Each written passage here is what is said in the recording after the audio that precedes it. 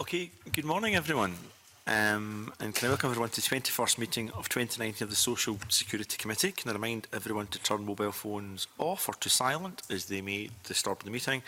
Full house today, no apologies from MSPs, good to see. And agenda item 1, decision on taking business in private. The committee is asked to agree that agenda item 3, consideration of evidence, is taken in private. Is the committee agreed to that? Yes. Okay, thank you. Now move to agenda item 2, pre-budget scrutiny. As part of this committee's pre-budget scrutiny, we will take evidence from the Scottish Fiscal Commission today on its role and forecast for Scottish social security spend. Can I therefore welcome Dame Susan Rice, the Chair, Professor Alistair Smith, Commissioner, Claire Murdoch, Head of Devolved Taxes and Social Security, and Claire Mellor, Senior Fiscal Analyst, Scottish Fiscal Commission. Thank all four of you for coming along this morning to help us with our pre-budget scrutiny.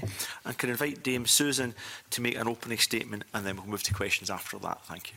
Convener, thank you very much. And as this is our first sort of formal session in front of you, bear with me because I'd just like to give you a little bit of background. I won't take long in my opening comments. Thank you very much for inviting us to this session. And what we want to do is have the chance to discuss our role and our work on Social Security. I'll say a few words about what we do, about our role in the budget process, and how we work with the Scottish Government. But first, a little bit of context. This year will be the third in which we've produced the independent economic and fiscal forecasts, which must be used by the Scottish Government in its budget.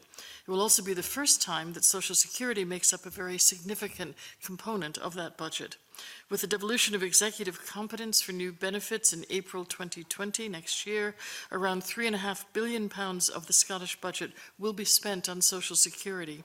Our job is to estimate how much will be spent on devolved Social Security benefits and programs in the current financial year and over the subsequent 5 years. These forecasts are of the amount of money that will be paid out to claimants. Our forecasts determine how much of the Scottish budget is allocated to Social Security. Any differences between the allocations based on our forecasts and the actual amount spent on Social Security will have to be managed by the Scottish Government during the financial year. While we're forecasting the spending in Scotland, our colleagues at the OBR, Office for Budget Responsibility, in London are forecasting benefit spending in England and Wales. Those forecasts are used by the Treasury to estimate the block grant adjustments, we call them BGAs, and these are the funding received here from the UK government for the benefits devolved to Scotland. Any variation in these block grant adjustments will also have to be managed as part of the Scottish budget. So there's forecasting of the BGAs, we do forecasting, and all of that needs to be managed. That's a bird's eye view of what we do and how our forecasts and the OBR's forecasts fit into the Scottish budget. I'll now say a bit about how we forecast and how we work with the Scottish Government.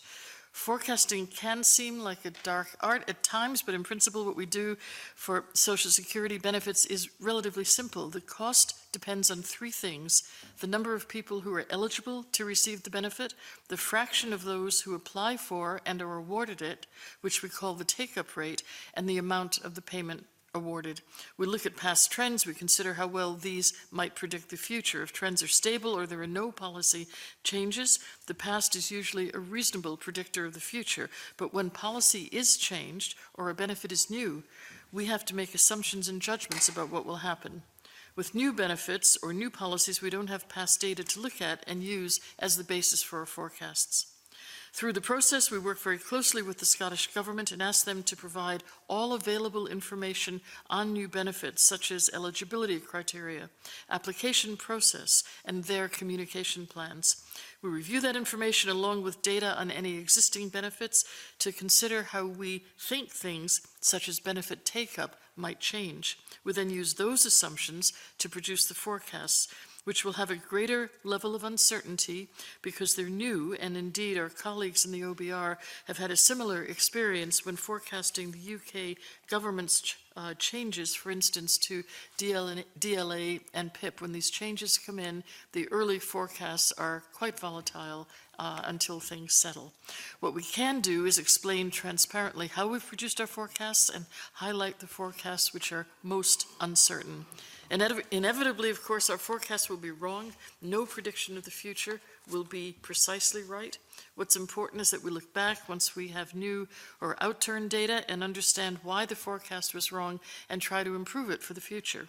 Every September, we publish a forecast evaluation report, and this year we considered our Social Security forecasts for the first time.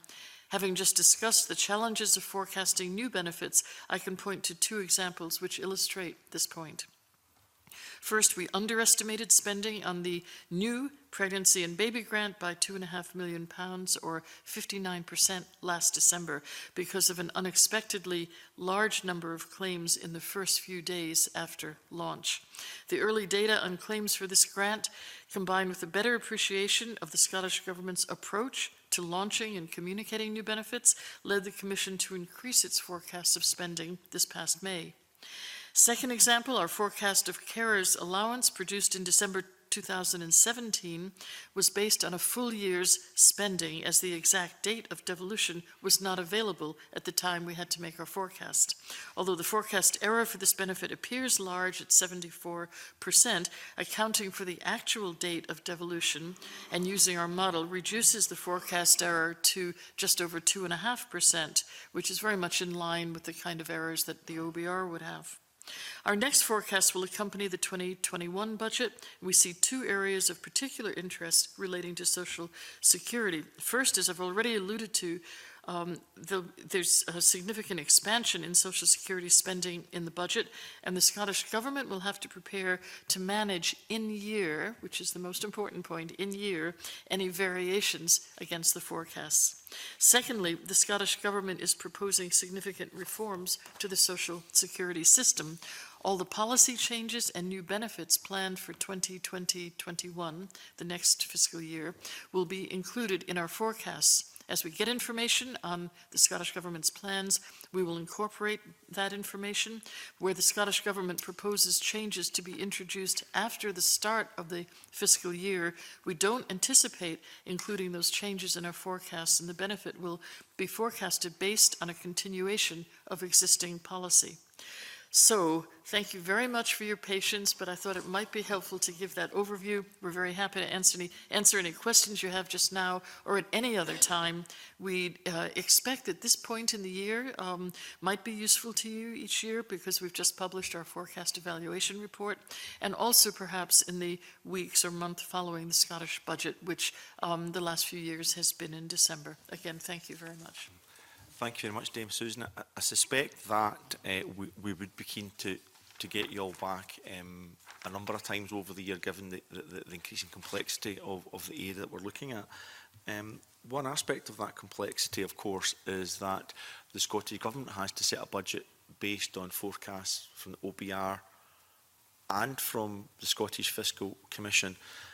So for the year 2021, the budget we're about to look at, clearly they're setting a budget based on projections, but there'll be reconciliations, and the impact on the Scottish Government budget for those reconciliations, and apologies that I don't have the technical knowledge, even having read my briefing paper on how that goes through block grant adjustments or whatever, won't kick in to the year 2022-2023. That's some time lag in relation to what the Scottish Government is doing for the coming budget. Won't have a direct impact until 2022-2023 for future budgets, when that reconciliation is done, and they then have to use borrowing powers to manage in-year overspends, but also take a consequential hit or benefit in the year 2022-2023. I suppose in terms of the structures of it, the example we were given was that if there was a 3% variation on the outturn for disability benefits, that and there was more, 3% more than was predicted, that could have been £83 million overspend, and that's put against overall borrowing powers in the Scottish Parliament of £300 million. So I suppose my question is, it's the only question I kind of have for today, I want to allow my colleagues in after this, is it realistic to expect a government to manage those uncertainties with the constraints of £300 million in borrowing powers, given that 3% example being £83 million of that would be gone? So it's a good question to ask. We're not fully equipped to say whether the borrowing powers are appropriate, because those are agreed between the Scottish and the UK governments. But you have absolutely highlighted the dynamic nature of devolved social security as well as devolved taxes. So the borrowing powers the Scottish government has would cover not only perhaps any shortfall in social security payments in year, because more people perhaps were eligible and applied and so forth, but would also have to cover anything in relation to devolved taxes as well. So it is quite, given, compared to what this country has been used to, this is a completely different approach, and it's quite a dynamic approach, and one that the government will simply have to be, it's cognizant of it, we know they are, and will have to be very mindful. They have the ability to borrow. They also have the Scottish Reserve, where they can, which can be used for capital resources, and can also hold any spare money. I mean, it is possible that forecasts go both ways. We could under forecast the spend, we could over forecast as well. So, but it's complicated. I don't know if you want to say anything, or Alice, do you want to? Well, I think I would just emphasize a couple of points, that we already have these issues arising in the area of income tax, where differences between the Scottish Fiscal Commission's forecast of income tax and the OBR forecasts of what would have been Scotland's share of the UK tax take are running into £200 million for the coming year, and likely to be even more in future years. And those are large relative to, just the income tax reconciliations are large relative to the borrowing powers that you've just referred to. So we then look at a £3.5 billion social security budget and just assume quite reasonable forecasting errors, nothing going wrong with the system, just the standard levels of forecasting errors. Then we're looking at adding reconciliations, adjustments onto the existing income tax reconciliations that are very large relative to the Scottish Government's borrowing powers. But as Susan said, it's not for us to make judgments about whether the borrowing powers are right or wrong. We simply observe how the fiscal framework works and alert you and others to the considerable fiscal risks associated with it. So the Fiscal Commission wouldn't have a view on what the relationship would be between what a reasonable divergence on the projections. So if we were to say 3% is a reasonable variation, if you're 3% off forecast, that's not bad going. But when you do that across the policy portfolios where there's risk in terms of that, you then get to what the financial liabilities are on government, and there's clearly borrowing constraints. The Fiscal Commission wouldn't take a view on what the borrowing powers of this place should be vis-à-vis the financial exposure that the government now has with its new powers. No, Claire, do you want to? I think the limits are a matter for the governments to agree. Right, okay. I think it's worth flagging the resource borrowing powers as a £300 million limit, but the Scottish Government does have other tools available to it to manage any differences between our forecasts and the actual amount spent. So they also have the Scotland Reserve that can be used to manage over and underspends as well, but it's also for can be used to draw down for resource forecast errors. So there's a limit of £250 million on that, which is there, as well as £300 million of resource borrowing. Okay, that's helpful. Deputy Convener. Thank you very much. Good morning. So my questions are in a similar area as the convener has outlined, because I think that your letter drawing your attention to the reconciliation figure of £229 million reduction is quite alarming.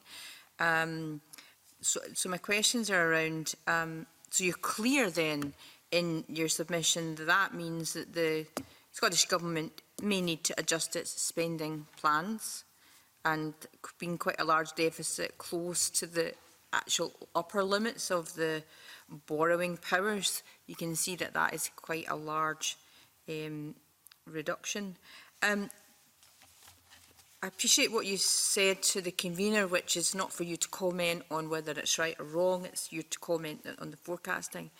But are you able to say whether or not the Smith Commission principles have been adhered to, that being that the budgets should be no larger or smaller as a result of the initial transfer of tax or spending as a result of those tax changes? Are you able to? I think that the process in place would reflect those principles. It's just that it's a multi-year process. And you know, therein lies the challenge in any given fiscal year. So the point of doing reconciliations of OBR forecasts, of BGAs and our forecasts, and then coming up with a number looking at outturn data, which is the data that tells us, in the case of benefits, how many people actually received a benefit, how much that was, and we compare that to what was forecast. In terms of all of those elements, they're there, but they happen over several years, or at least over a 2-year period, whereas the spend has to be made in a given year, and that's the challenge. So so the government it's like managing your household budget, to be very honest. Sometimes you have to make a decision. I won't spend on this that I want because I need to spend, or I have to spend on something else. And there has to be that kind of thought process. I think I would add that it's important to be clear about the distinction between the reconciliations problem and the general scheme of the fiscal framework that has devolved responsibility to Scotland. Because if Scottish expenditure on social security rises as a result of government policies or other external events above the level that's provided for in the fiscal framework, above the level that would have existed had the UK government been funding it, then that's a bill which, under the principles of devolution, has to be met within the Scottish Government's finances. That's the system that the Smith Commission was set up, and that's, if you like, devolution in practice. And when we're looking at a budget of £3.5 billion, we have to be sensitive to the fact that policy changes can have unexpectedly large fiscal consequences. Reconciliations is about when we, the forecasters, don't catch up with the policy effects fast enough. And that's a balancing issue between years that gives rise to issues. But we shouldn't, I think it's important not to think that reconciliations are the only issue to focus on, or even the most fundamental issue to focus on. The most fundamental. But you do say in your letter to the committee, there's a consequence of that. The Scottish Government may have to adjust its spending plans. And so I'm trying to take all of this in. It's quite new to us in some respects, trying to get your head around the fiscal frameworks. Your position is you do believe that the Smith Commission principles have been adhered to. It's just that there might be some years in which it doesn't catch up. But in those years, you would accept that the government may have to reduce its spending plans. But the government may have to... sorry, I shouldn't interrupt you. No, please. No. The Scottish Government could well find itself in a position where it has to adjust its spending plans, not because of reconciliations, but because the devolved social security budget has grown,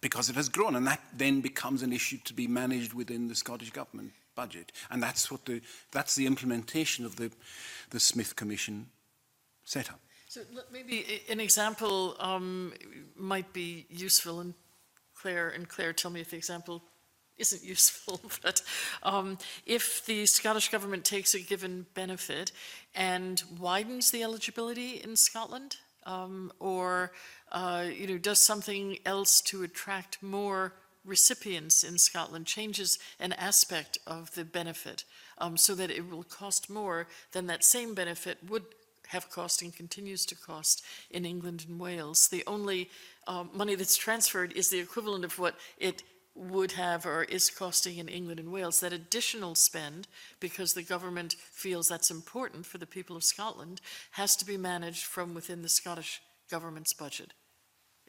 Does that make sense? Yeah, I think that's something the committee has largely understood, Yeah. that there's a change in eligibility, but so that's the policy overspill. But so what part of that 229 million that you've forecast is down to Social Security overspending? Oh, so you have the letter in front of you. Because nothing so far has changed. No, the £229 million is the income tax reconciliation. So that's the reconciliation for 17-18 financial year for income tax, and that will be applied to next year's budget. Thank you. Okay, Alistair Allen. Very much. Picking up on some of those points about the block grant adjustment, I was keen to hear a bit more about the divergence that you've alluded to between Scottish spend on social security and the spend in England and Wales. You've indicated how the system could work or should work. I'm just interested to know a bit more about what that divergence looks like and how we need to, or how we should account for that in the fiscal framework, please. Again, and forgive me for answering the end of your question first, fiscal framework is not our design. We implement the aspects of it that relate to the Commission. So if there are to be any changes or thinking about fiscal framework, that's a matter for the UK and the Scottish Government to sort out. So I think that's important. So you're asking, so if you... First part of my question was really just to get more information on what the divergence looks like, rather than asking you to manage it, just a bit more information on what the divergence looks like and how great it is. Okay, you go ahead. Yep, go ahead. Well, I think we talk in our letter about what happened with the introduction of Best Start Grant, which replaced a UK benefit for newly born children. And the eligibility rules were a bit different, were more generous for Best Start Grant. And the take-up of the Scottish benefit was much higher than we had anticipated, and I think than the Scottish Government had anticipated, because the potential recipients learned as well, it wasn't just the new recipients, there were people who could claim under the old system or could claim under the new system because the birth of the child fell within the windows for either. They quickly found out, and social networks work very well to tell them that actually it was better to apply for the grant for the new Scottish grant rather than the previous UK grant. And that led to, now, in the case of Best Start Grant, it's a relatively small sum of money relative to the Scottish budget, so not a big problem for anyone. But it's an illustration of the fact that not a huge difference in the eligibility rules for a Scottish benefit versus a UK benefit led to a big proportionate change in expenditure. And then when we come and look at new benefits, like the new Scottish child benefit for next year, that's another aspect of divergence where there is a benefit for children who were not eligible for a UK benefit, and that's another source of both growth in the budget, because it's a new benefit, and uncertainty in predicting how much take-up there will be of a benefit that didn't exist that doesn't exist in the UK system. So, and then, if I can pick a third leg, there are also the general issue, which we've had very interesting discussions with the Scottish Government on, about the general Scottish Government stance on social security benefits, an attempt to get away from stigmatising benefits claimants and treating everyone with respect, and regarding entitlement to social security benefits as an entitlement that people should really get. Well, it's very hard to imagine that if that change in policy, or that change in stance, shall we say, rather than policy, is effective in changing practice on the ground, that won't have quite substantial budgetary effects. So there's eligibility rules for benefits as they get handed over, new benefits that come along, and the Scottish Government's general stance on social security policy, all of which can have budgetary consequences that we all need to be aware of. If I could just add a footnote to that, it's fair to say that we can't forecast the divergent number because each benefit is different. They are coming on into Scotland, with Scotland taking administrative responsibility at different periods of time. The elements that matter to our forecasts are elements in many of the benefits of data on past recipients. So where it's relevant to the benefit, we have data that we can use. The communications plans of the Scottish Government, and they've already seen the impact of communicating different benefits in different ways, and the process designs, even to the point of having people use a plastic card, and it's easier to use and less, it doesn't call them out in a supermarket or something. All of those things will make a difference. What it is fair to say is that as new benefits come into Scotland and are managed and administered within Scotland, the first couple of years, our forecasts are likely to be quite volatile. The OBR has found the same thing. It's just the way it is. As we get out turn data, the numbers, and the number you're looking for will probably shrink over time. I can't guarantee that, but it's impossible up front to say this is the amount. And again, finally, forgive me if this again sounds like a question slightly outside your remit, but I think there is a logic to it. You've described that a much more dynamic situation, a diverging situation. That clearly has implications on how we and the public and Parliament scrutinise all that. So does it occur to you that there are any implications for us in the way that we should think about how we scrutinise this process in the future if it's going to be more dynamic and changing and diverging? The only thing, so I couldn't begin to tell all of you how to do your jobs, but the only thing I could say is engaging like this. I mean, we want to talk, we want to share our methodology, our thinking.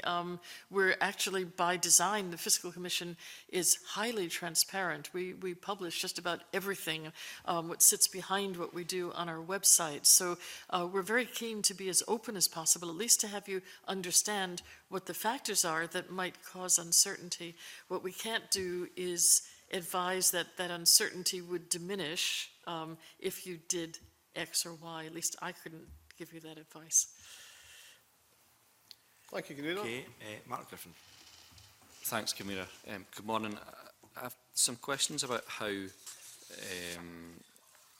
policy spillovers would affect the block grant adjustment, and it seems clear to me the impact that direct effects of a policy change would have on the block grant adjustment, but it's not so clear on how behavioural effects of policy spillover would affect the block grant adjustment. How do you go about forecasting changes to the block grant adjustment when it comes to behavioural effects of policy spillovers? Okay, let me try to parse that question a little bit, just so everybody understands, and you probably do, but a spillover is when there's a benefit administered in England and Wales. There's a similar benefit for a similar purpose, but it has different features administered here in Scotland because the Scottish Government has perhaps added an additional feature or eligibility, and that may then bring individuals into the pool of that Scottish benefit, which then makes them eligible for a benefit that comes out of the Westminster government that they might not have been eligible for otherwise. So there's a spillover effect. When this happens, it's a matter for the two governments to discuss, to agree whether there's a spillover or not. And there is a role for the Fiscal Commission, but only if, and the OBR, only if we're approached and asked on a sort of technical basis to cost that. You can probably say that much more effectively than me, Claire. Yes, I think. Yes, so the block grant adjustments depend on the OBR's forecasts of spending in England and Wales. So that depends on what they think is going to be spent on the corresponding benefits in England and Wales. Changes in the OBR's forecast will depend on how they think spending will change in those countries. It's not affected by if we change policy in Scotland. It's only affected by changes in England and Wales. If there's a spillover, that would be a matter for the governments to consider themselves and firstly discuss and decide whether they want to agree there's one, and if they don't agree, they can raise a dispute, and only at that time do we get involved in estimating what the potential size is of that spillover. You were asking specifically about behavioural differences. So the two governments have agreed a process for if there's what they call a direct effect. If there's a behavioural effect, they haven't yet agreed that process, and we don't know what that would look like. Have you been asked for your input at all on what any resolution or any process on a behavioural effect? Because there's an issue the committee have a deep interest in, and that is on benefit uptake.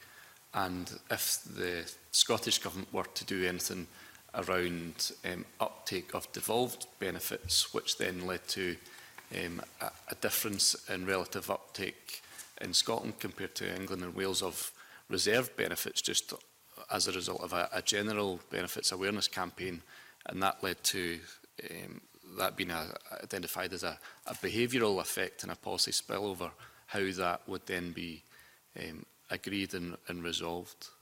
So again, a matter for the two governments to work through. We've not been consulted about, how that policy should be shaped, which is, I think, what you're asking. Yeah. Yeah, the answer is Okay. yeah. Okay, thank you. Okay, is that you finished? Right. Can I just check then, because the committee has kind of looked at this before, and I think we're grappling with better understanding it.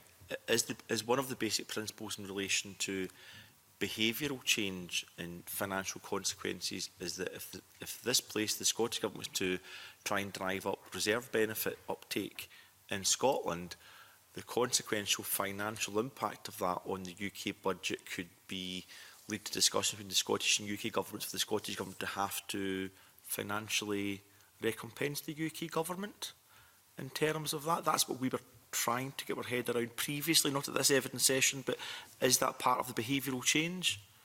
I think that would be a matter for the two governments, and that would go through this behavioural spillovers process that they haven't agreed yet. Right. But that would be potentially the route for that. But yeah, I think, and I apologise that I am just repeating myself again, because I think the committee just wanted to be absolutely clear. So if next week the Scottish Government was to try and encourage more people to claim pension credit or whatever, and that was successful, and more people in Scotland claimed that, even though it's a reserve benefit, there could be a financial cost to the Scottish Government. As Claire said, that depends on the two governments agreeing where the financial consequence should fall. Yeah. It's not, and that is not agreed. So it's not agreed that if, as we understand it, that if the Scottish Government followed a policy that led to increased take-up of UK finance benefits in Scotland, which government pays for that is still not agreed between the two governments. I think that's the bit that most of us found absolutely staggering. But that would lead me into the realms of politics rather than scrutiny of Scottish Government budgets. But I think most of us would find that quite staggering. Mark, do you want to come back in on that? Jeremy Laffer.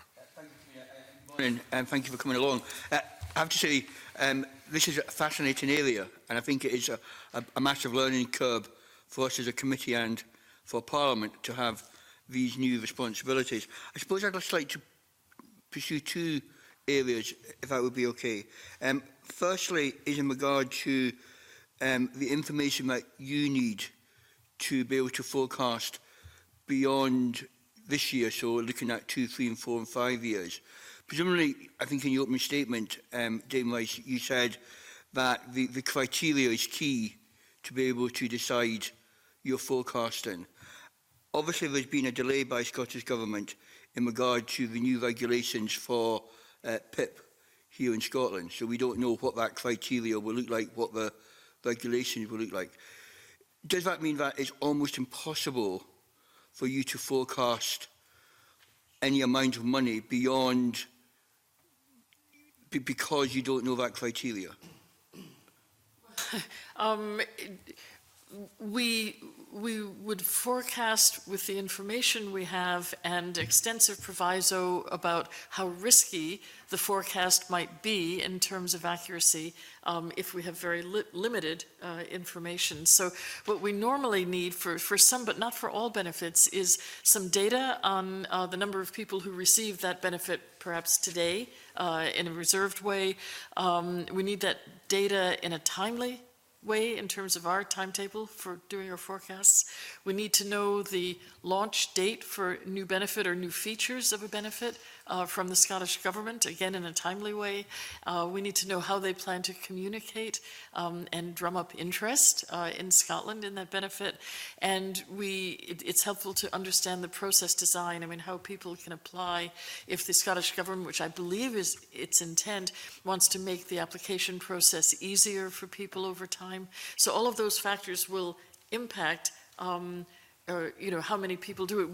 We make an estimate of what we call a take-up rate. That's not and then we use an estimate of that estimate that goes into our forecast. So there is a lot of, these are not hard numbers, but over time, after a new benefit is in place and we get outturn numbers and we see what has actually happened, we then adjust our forecasts, our view, based on that reality. And over several years, our forecast errors should reduce. I don't know if that answers the... Oh, I suppose I'm looking at forecasting going forward for the next 2 or 3 years, in that we are unclear yet about the Scottish Government policy as to how PIP, what the criteria will be for people who get that or won't get it, whether it will be different, similar to what is at the moment. And I suppose what I'm just trying to work out is looking forward to 2023, 2024, without that information, presumably forecasting is very hard if you do not know the criteria. In theory, to take the extreme, PIP could be awarded to everybody if you make the criteria that way, or it could be awarded to nobody if you make the criteria so limited. And presumably, how do you forecast to 2023, 2024 without knowing that information? You, our expert. Yeah, so it is really challenging. So our forecasts are an iterative process. So if something is coming in the next financial year, where we start from is, we have a process where we work with the Scottish Government. So we have a protocol that outlines that we request as much information as we can for the policy that's coming in the next financial year. Sometimes you're right, information won't be available because some things are, so far ahead that, the plans aren't there, they aren't available for us to look at. In that case, we have to make assumptions. And what we're trying to do in our publication is really highlight to people the assumptions that we've made and the uncertainties around that. So we will have to, make assumptions, as Susan said. In the past, we've made assumptions about start dates where we've not had that information, but highlight that, the spend could be very different if those start dates don't turn out to be the case. Okay, that's helpful. Thank you. I suppose the other area, just kind of looking back on the Best Start grant. The forecast was twice, I think, what you expected it to be. And I think most of us felt Best Grant was a fairly straightforward benefit to deliver. And I think from reading your paper, it seemed to be that, and I don't want to put words into your mouth, so please do correct me if I'm oversimplifying this, that you weren't really, you hadn't taken into account the publicity that the Scottish Government would do. Thus, there were more people applied quicker than you expected to do that. Was that, and again, I don't want to put words into your mouth, was that a lack of information from Scottish Government? Was that using an old model, which was maybe a UK model that didn't apply into Scotland? And going forward, in regard to, for example, what I would call attendance allowance for new award that comes in next year, how confident can we be regarding to that forecast that take-up again won't be a lot higher than was expected? And have you remodelled that in the light of Best Grant? So with Best Start grant, I think there were the number of applications on day one pretty much equal to what one would normally see over most of a year. So the number was much higher than we anticipated, partly because there was a 6-month window. So women who had had babies 6 months before the start date of this benefit were informed that the benefit was coming and it looked more attractive financially. And so many of them waited because the communication of the benefit was quite extensive, they waited and they applied for it. So that's why I say the communication is a really important element. quite honestly, I think that those who administer these benefits are learning. I mean, this is brand new, and so there's a lot of learning to take away from that experience and apply perhaps to future benefits. So that's a big factor in why that came in. Just very quick. I mean, Very briefly, I'm afraid. if I could just follow that then, in regard to this year's coming budget, when we're setting a budget for the new benefits that will come in next year, how confident are you on your forecast?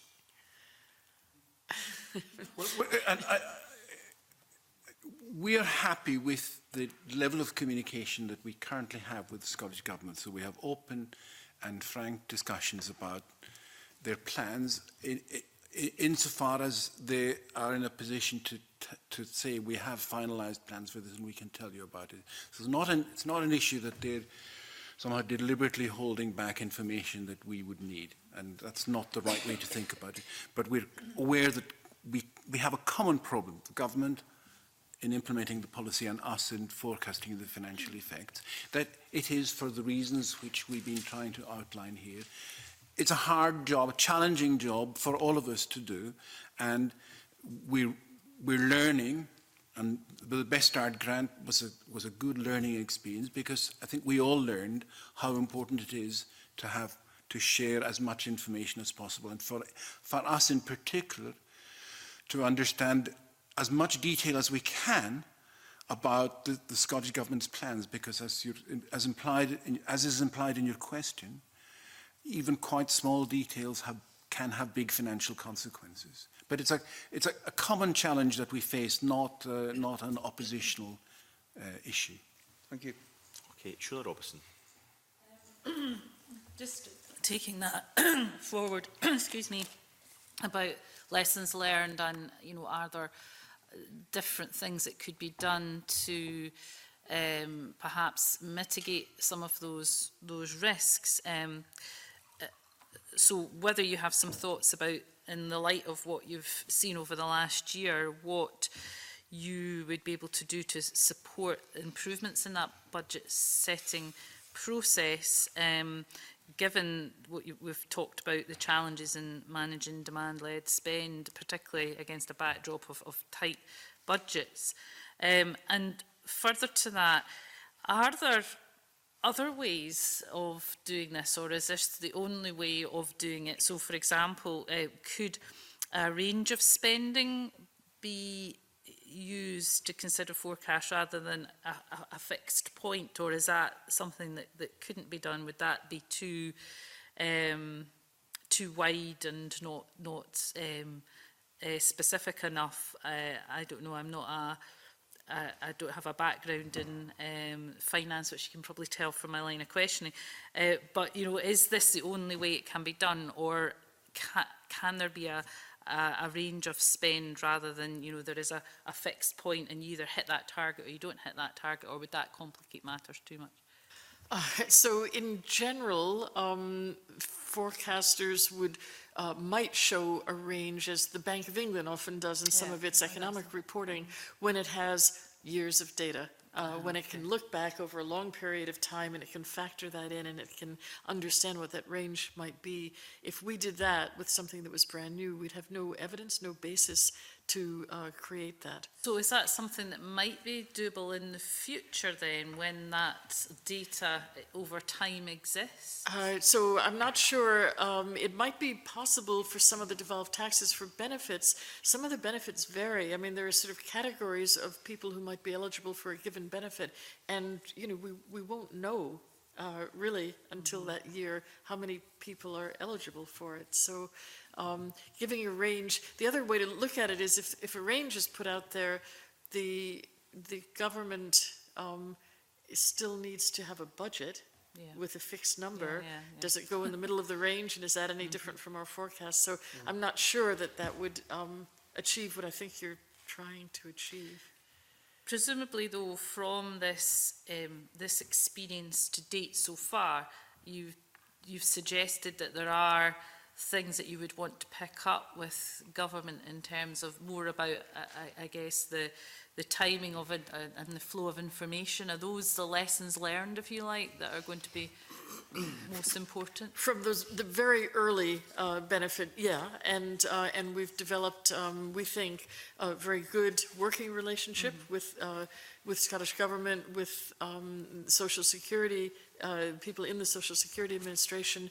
They have, I believe, come to understand what our needs are and the timetable of our needs, which is really important. And as long as we can keep those conversations going, that's very important. Just to make sure everyone understands, we have a formal protocol with the Scottish Government which outlines the ways and when we will have these conversations and these exchanges of information. And it's important that in the protocol is public and it gets revisited most years and changed and updated. So we have a formal process for that communication. And yes, we learn. Yeah. We also produce annually a statement of data needs, which we've just done for this year. And this year's statement of data needs includes some specifics that would help us with Social Security forecasting. Perhaps Claire. Yeah, I mean, largely it's a positive statement of data needs, which when we wrote it last year, we were having some difficulties with DWP and we didn't have an MOU. We now have that MOU with DWP. We're getting information and data from them. And what's really set out in our statement of data needs is, as the agency, the Social Security Scotland, is administering these benefits, making the payments, they will be collecting lots of really good and useful data, which we can then use in refining and improving our forecasts. So it's about the data and information they publish and make available to us. But as Susan and Alistair have both said, we have good relationships with them. And a lot of this is because it's the beginning, it's the start, it's the first benefits they're administering. And we know that this will keep improving over time. Okay. Michelle Valentine. You talked earlier about a 2.5% differential in the outturn figures from the forecast being relatively acceptable and relatively normal in the world of forecasting. Can I ask you, do you build any tolerance into your forecasts in the first place? So is there a sort of acceptable tolerance level built in to the actual forecast as well? So not as such, in the sense that we don't sit down and say we'll be happy if we're within 5% of something. That isn't how you do it, but we need to make judgments where we don't have firm evidence-based information, and those judgments will, cause variation. But we don't set out a target, if you will, for what that variation might be, if I've understood your question. Yeah, yes, I was wondering if you, when you calculate it, you say, okay, we think that, that will cost $250,000 in terms of outturn, but potentially it could be 2.5% either way, so we'll forecast it at 2.5 million plus 2.5%. No, what we do is come up with a number, because the Scottish Government needs that number to create its budget. But what we do is we're very explicit about the areas where judgment has been used, where the evidence is slight. So we point to the potential variability that might come out of the... So you risk rate it in terms of... Yeah. We're always trying to produce a central forecast, which is the one we think is most likely to occur, that it could be higher, it could be lower. We're not sort of, if you're budgeting, you might think about it differently and think, well, I want to make sure that I have enough money, so I'll add on to that. But we're trying to achieve that central forecast. Okay. And there are, in all forecasts, there are known unknowns and unknown unknowns. So the known unknowns are, if you're forecasting something that is established, you might have a reasonably good sense of how much risk there is in the forecast, how much variation there's likely to be. If you're doing something like forecasting a new benefit, it's an unknown unknown, because you don't have an established basis on which to judge even how wide the reasonable margin of error would be. Yeah. And my second question was really about whether your forecasting informs policy change, or are you only doing it after policy decision is made? Because obviously that's quite a different thing as well. So our operating rules are that we will cost a stated government policy. And we've just recently published a report on how we cost policies, but we don't do speculative forecasts. Right, so you only do it after all the decisions are made. But that's right. But the Scottish Government itself has, resources to look at those questions itself along the way.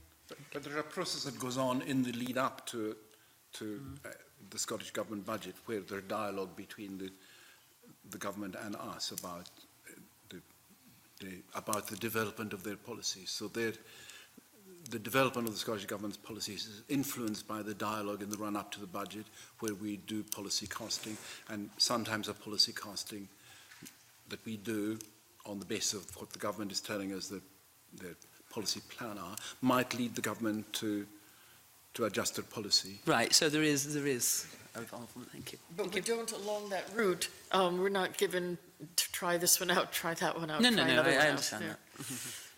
Just before we move on, because that's the one question I was going to ask it then, Michelle, was that once the Scottish Government picks its budget date, I know there's ongoing dialogue with yourselves, but they start to share with you some of the details of what the policies may be in those budgets and some of their cost assumptions around that, and then you go away and do your independent work in terms of forecasting. That's all confidential, I assume, and that stays independent but private, because the government will then amend, tweak, accept or otherwise your forecast when it then publishes its draft budget, or when it publishes.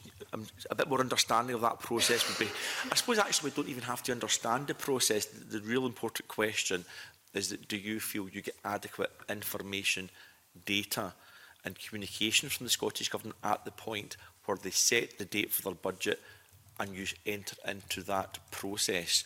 Do you feel that you're getting all the data, information and support that you require to make as informed a decision as you possibly can in what you call the dark arts of forecasting, I suppose?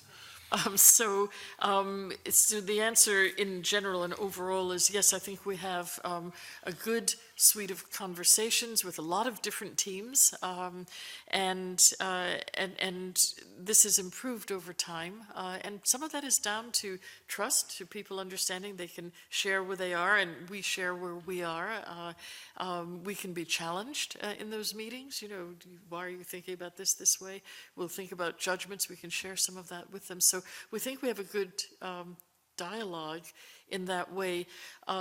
Data doesn't just come from the Scottish Government, of course. Data is really important to what we do, and it comes from various agencies that collect it. So data will come from Social Security Scotland in due course. It comes now and has come from DWP for some of the taxes. It might come from Revenue Scotland, from HMRC. So the data sources, we need to also develop relationships with all of these agencies and providers of data so that we get that information in a timely way and in the best format that is useful for our forecasts. So we need to say to them, this is what would work best for us, please help. And that's an iterative process. Okay. And there's no, I suppose, and there's no concerns about that process. It's a learning curve for both yourselves and the Scottish Government, but there's no concerns at the moment in relation to so there are no concerns. As with all, so the answer is no, we're not lying awake at night, fretting about this. We think that the process has improved over time. But if you look at our recently published statement of data needs this year, we've received a lot of the data we wanted from various agencies. We're now asking for more, perhaps more refined or in a different timeline. So we will always be looking for more. I don't want, if I answered your question, everything is fine. It doesn't mean that it will just continue as it is now. We're constantly improving, we hope. So everything's fine, but you're constantly looking to enhance and improve data to develop the process, but there's no kind of flags you're raising with us in relation to the process at the moment. So I'll ask either Claire, because you're very directly involved. Do you want to say anything about that? I think we have a very good relationship with the Scottish Government. Obviously, whilst these benefits are administered by DWP under the executive competence, the changes that the UK Government is making will also affect how much is spent. So we need to have regular conversations with the OBR and DWP as well, and we're having those conversations, but I think it's to flag that obviously we have slightly less control over that part of the process than we do over the process with the Scottish Government and with Social Security Scotland. Just because of time constraints, if there are any aspects of that part of the process that is raising concerns for you that would be appropriate to share with us, perhaps you could do it maybe in writing after the meeting. I'm conscious I've got colleagues that want to get in, but that's very helpful. Keith Brown. Vera, two questions really. The first one, I think it's pretty obvious from the discussion we've had already about how complex this is, and you started off with a bird's eye view. I'm just thinking back to Adam Smith's exposition of how simple taxes should be for people to understand, and this seems like an awful long way away from that. We've talked about hypothetical assumptions, financial reconciliations, the fiscal framework, and various other constraints. And I suppose my concern is that the more constraints there are, the less government in its broadest sense it's possible to get. But perhaps the biggest concern, and I know you can't comment on much of the other stuff I've mentioned, is what the public would make of this. If they were trying to work out whether either the Scottish Government or the UK Government was being responsible or doing what they expected in terms of social security spending, how would they possibly find their way through this? So what level of public understanding do you think there is of this process, and do you think it's important that the public do understand it? So a couple of very good questions. As I said before, we publish everything we do. So if any member of the public is interested, they can approach us, they can look at our website. We periodically have held public events where we explain things to people who are interested. But I think my own, and my colleagues may have a different view, but my own view would be that the public are less interested in the technical activity that sits behind all of this. And I think the public is interested in the government statement that it wants as many people who are eligible for a benefit to receive that benefit, and that it is taking steps to try to make that goal happen. And I think that people's view will be they're the recipients. I'm not sure how much interest there would be in the mechanics, but Alistair, do you have a different view? Yes, obviously aspects of the system, as we've discussed this morning, are very complicated. I've been on the Fiscal Commission now for over 2 years, and I confess, and I have a little bit of professional expertise in dealing with economics, but I confess I still stumble over aspects of the block grant adjustment and reconciliation process, as my colleagues will attest. So it wouldn't be reasonable to hope. I think it'd be an ambitious hope that ordinary members of the public might find it easy to understand how the system of the details of the system of devolved finance works. But as Susan said, that's not really the important thing. The important thing is we're moving to a new arrangement where very large sums of money will be spent by the Scottish Government out of the Scottish Government's budget on social security, and those levels of expenditure will be determined within Scotland, and the fiscal consequences will fall on Scottish taxpayers. And that's not a complicated thing to understand, and hopefully that will lead to political dialogue within Scotland between government and voters about what sorts of levels of social security expenditure this country, Scotland, can afford and wants to have. That's the central and crucial issue, and that's what we should be aiming for, rather than detailed discussion of the more arcane details of reconciliations and all of that. Yes, I suppose my point would be that the complexity itself might account for the lack of public interest to some extent, and I don't know who could ever have invented a system like the one that we're currently lumbered with. But my second question is just, again, a hypothetical, I think, question. Say the Scottish Government, and you've mentioned a number of times the different approach that was taken to benefits, and larger than expected uptake there was of some benefits, attributed in part to the communication of those benefits and a different ethos about benefits in general. You mentioned, I think Dame Susan mentioned at the start, the 3 elements which can drive this, and one of those was take-up. Say that different ethos in relation to, if you like, the benefit landscape in Scotland through devolved benefits, itself resulted in an increased consciousness of benefits generally, which had the effect of, in Scotland, increasing the take-up of reserved benefits. Am I right in thinking that would be a problem for the Scottish Government? Because although it would be a matter for discussion, I think, under the fiscal framework between the two governments as to how that was dealt with, there is the chance that would be penalise, the Scottish Government would end up having to be responsible for that increased take-up. And before you answer, if it's not a clear answer, I would be really keen, because we've wrestled with this a number of times, to have a written kind of explanation of that, because I can't quite follow how this works. But basically, the increased take-up of reserve benefits resulting after the assumption of those benefits, after the cut-off time for those benefits, would that be a penalty for the Scottish Government? And does it mean there'll be a disincentive for the Scottish Government to see an increased take-up of reserve benefits in Scotland? Do you want to say anything? I mean, it's, well, if you're talking about spillover, I think we should give it to you in writing, I think. Yeah, but Alistair? Yeah, the question, as you've put it, is absolutely clear. If Scottish Government policy affects the take-up of UK financed benefits, then there's an increased bill, and the question is that a bill which falls to the UK Government because it's a UK benefit, or to the Scottish Government because, by hypothesis, it's a change in Scottish Government policy that has led to the increase in reserved benefits? It's a simple, straightforward, clear question to which we do not have the answer, because it's a question for the two governments to decide between them. And I think the only thing I would add is that if the outcome of that discussion were that the Scottish Government had to pay the bill, well, you can use the words disincentive to describe that, or you can say, well, that's what's going to be happening with the Scottish Government financed benefits, that if the Scottish Government's policy of increasing take-up and reducing stigma is successful, then the Scottish Social Security bill will increase. And you might, I mean, it's up to politicians to decide what language they want to use, but you can use the language of saying this is a policy success. This is what we wanted to happen. So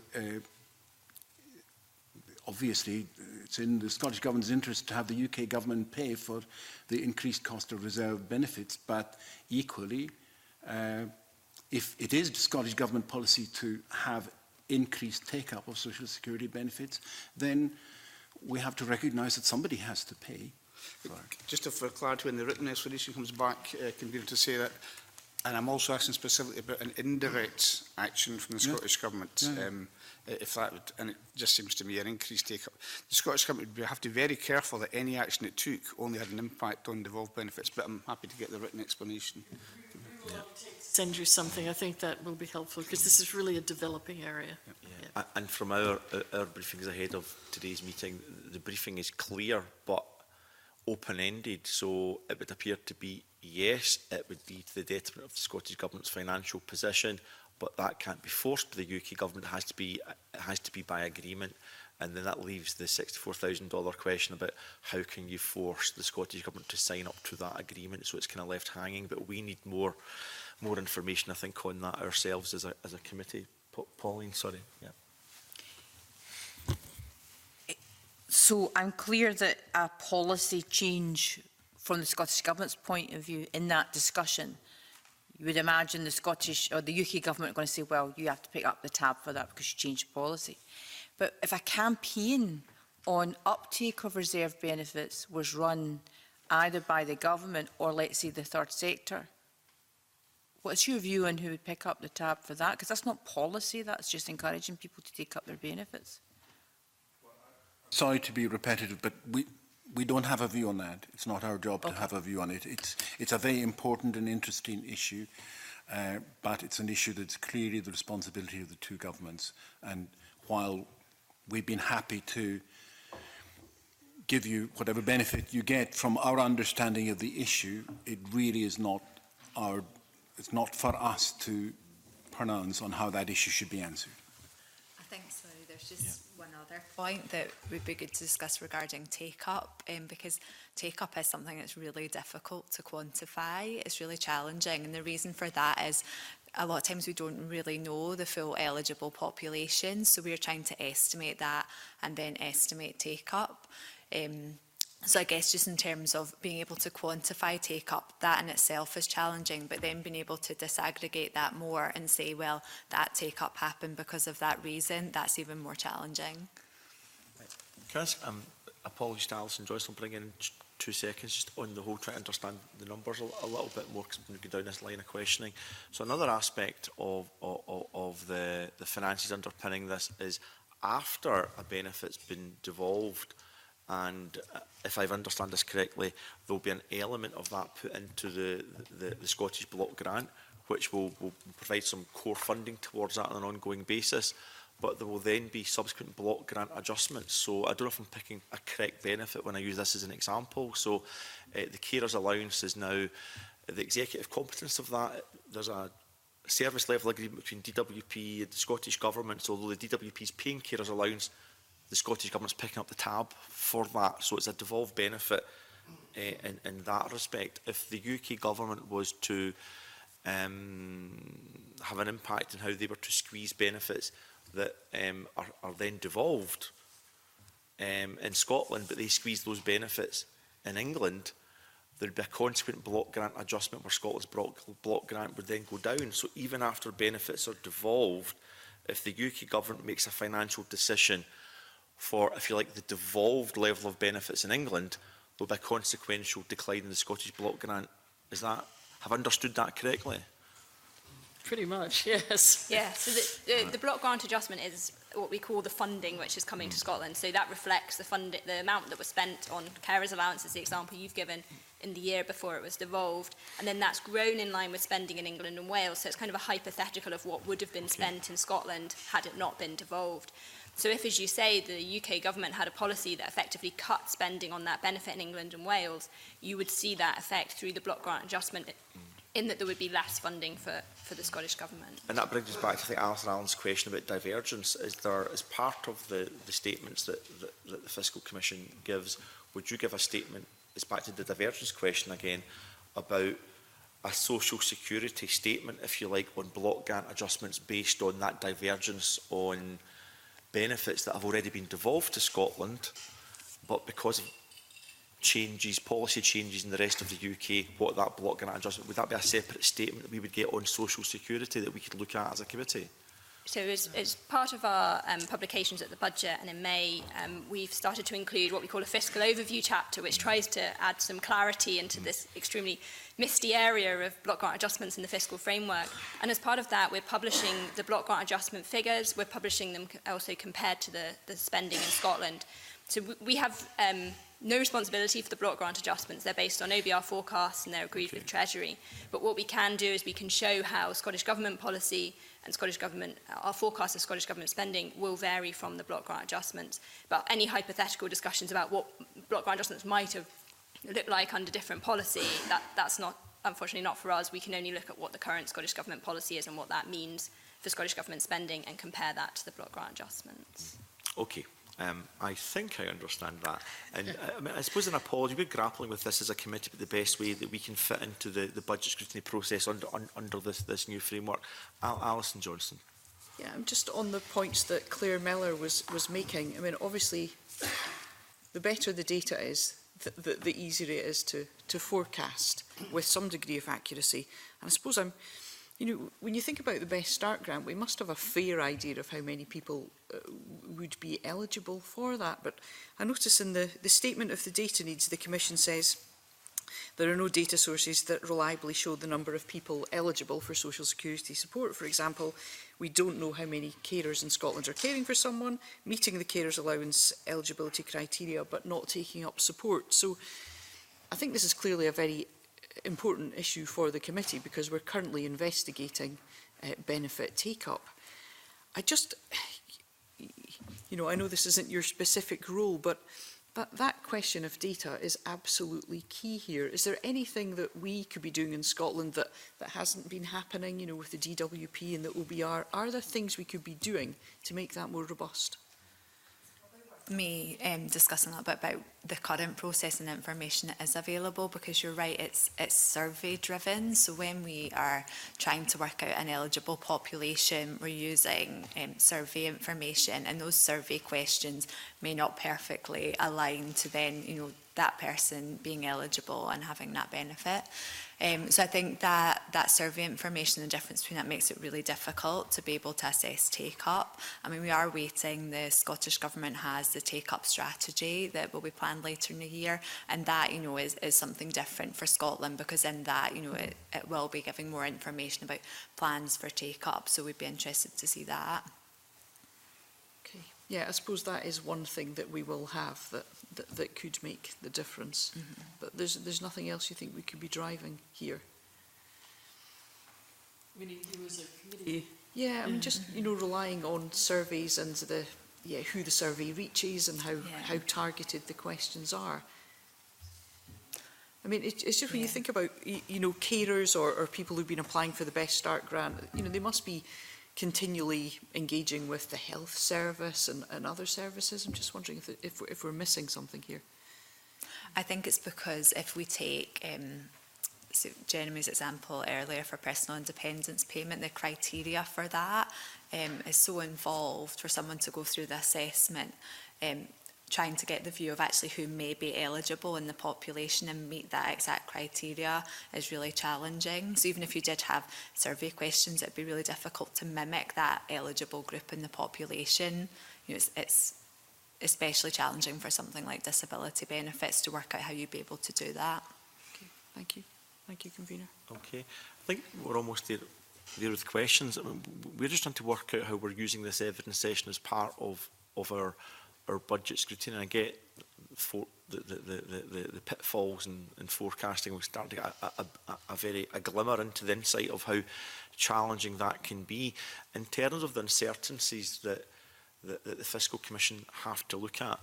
I suppose what I'm trying to gather is all the uncertainties that are out there, are the understandable uncertainties? And by that, what I would mean would be, for example, the Scottish Government decides it's going to bring forward the child income supplement earlier than initially intended. That will then create a new uncertainty in terms of forecasting. I would describe that as an understandable and an acceptable uncertainty, because that's what happens when governments take policy decisions. But there could also be uncertainties out there that are not acceptable, if that makes sense. So I'm trying to work out in terms of the forecasting that you have to do.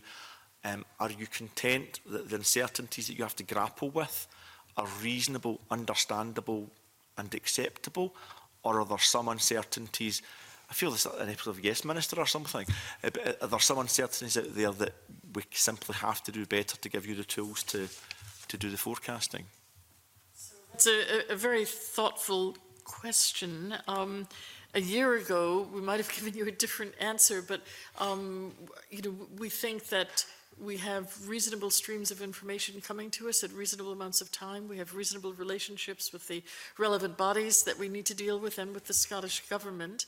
And I think I would say if we felt we had a problem that we had not been able to address ourselves, and having tried to do so, we might well talk to you in a future evidence session and say this is a problem, and it might be that you all could be helpful.